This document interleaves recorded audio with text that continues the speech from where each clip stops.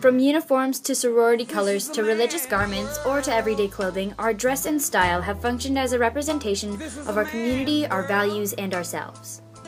Clothing is expressive and can be interpreted as an extension of an individual's personality. Fashion and clothing have gone through a myriad of changes and modifications throughout time. With such a broad and unique form of expression within schools, where do we draw the line?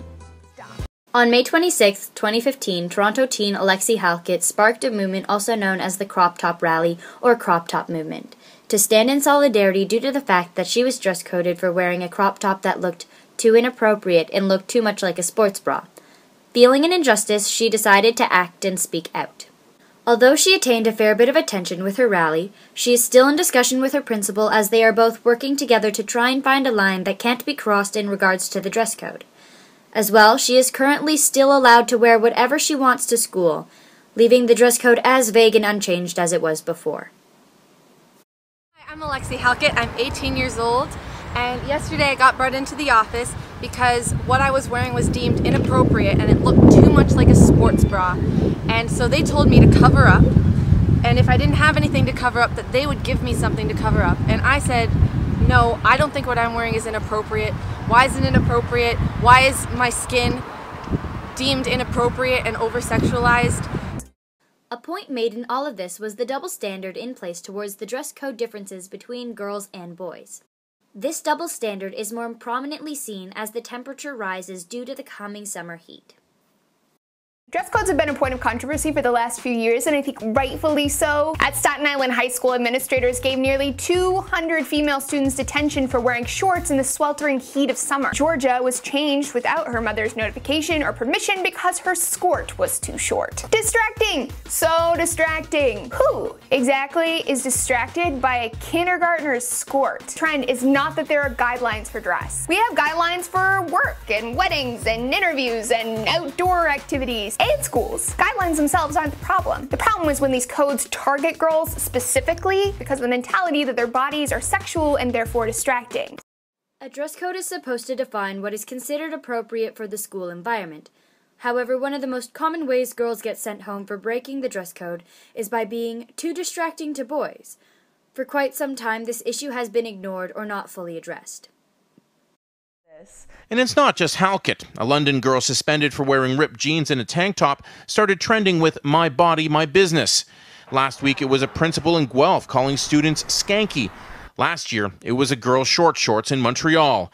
And when journalist Sue Montgomery was in grade 7, she fought and lost on the same issue. That was over 40 years ago that I launched my little protest, and I just can't believe that nothing has changed since. Today, she says the one difference is access to media, which Halkett has used impressively.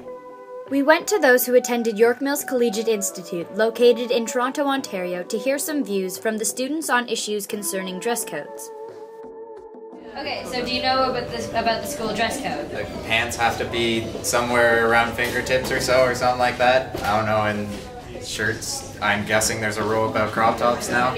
What do you know about the crop top issue that's currently happening within the TDSB? People are getting dress coded for wearing crop tops, and it's like body shaming, and people are protesting because it's very kind of specific to girls. I've heard of it. I don't really know about it. Do you know if guys have any dress code rules? Yeah, don't wear swear words. But that applies to both genders, so no. It has the power to completely destroy a young man's education, to throw the entire school day off track, compromising the education of millions. I'm referring, of course, to young women's exposed shoulders, thighs, tight, revealing yoga pants. This injustice is sweeping our nation. Not only is being a distraction for boys an unjust way for both sexes of putting the dress code into action, girls have been shamed by their school because of the dress code. If such shaming continues, could such thoughts seep into other aspects of life? I agree that not everything that a woman wears should be sexualized. I totally agree with that aspect of it, so I think she makes some very valid points. But at the same time, I don't think necessarily you should wear that to school. Now, crop tops I don't care about. I guess it doesn't really matter if it's showing your belly. The outfit she was wearing, you think, was a little over? Because she was wearing like a semi-bra thing, right? Yeah, but it covered most of it from what I saw. It was a lot less revealing than some of the tops that the girls wear. So do you agree that crop tops should be part of the dress code or not? To a certain height. I mean, there's a difference between a crop top that kind of just shows your belly button and one that goes like to the very tip of your bra. So I feel like those should be part of the dress code, but if you're just kind of like showing off your belly button piercing, then I don't really see an issue. So I feel like everyone should have the right to wear whatever they want to. I mean, they're not coming to school naked, so if they have clothes on, if they're happy with it, then they should wear whatever they want to. Do you think she had a good purpose? Why not? It's her clothes. I've heard of girls being sent home for leggings, so that's ridiculous. They really should look upon the school rules again. But for the most part, I don't think there's any problems. Do you or would you wear a crop top? Oh, I would. I probably wouldn't, personally, but I understand what it feels like to be judged based on what you wear. Although I don't wear revealing clothes, but wearing the hijab is kind of, like, I get judged on it. Any final comments that you have to say? It's a little sexist to have girls judge based on what they wear, but if guys were to come to school shirtless, I think everyone would be okay with it, for most parts. Okay. Kind of uncool. Do you think it's unfair? It is. It's definitely not equal. I completely agree with you there.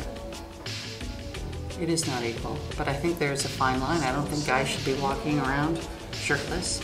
I don't think guys should be walking around showing their underwear all over the place.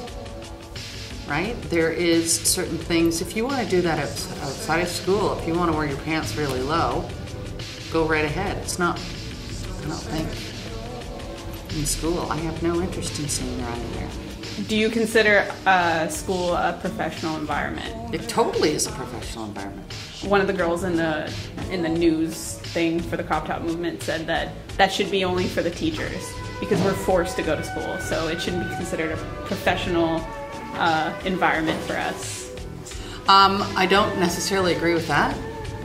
I think having to go to school is a good thing, right? It's such a fine line because, you know, I don't get offended by it, but I know people who do get offended by it. Right? But I'm a lot more open to things than other teachers or administrators. These situations are extremely drastic and really skew the credibility of dress codes. To be appropriate at school is one matter, but the execution of implementing the line has been taken too far or abused in many institutions.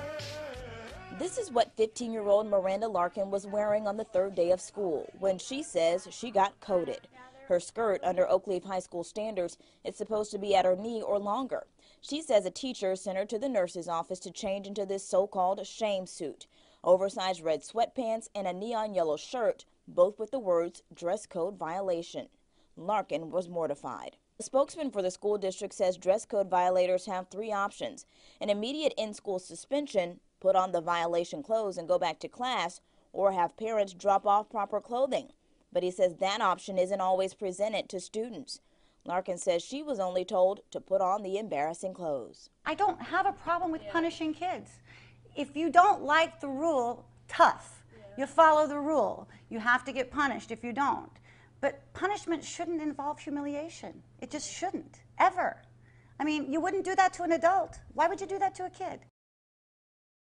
Once again, where is the line and how do we draw it? A view from one of the York Mills staff, who will remain unnamed for privacy reasons, brought up a point that there needs to be a line drawn with students, due to the fact that parents have varying ideas of what is okay and what is not in terms of what their child wears. This difference of opinion would cause a huge clash, which is why schools need to establish some sort of order in place.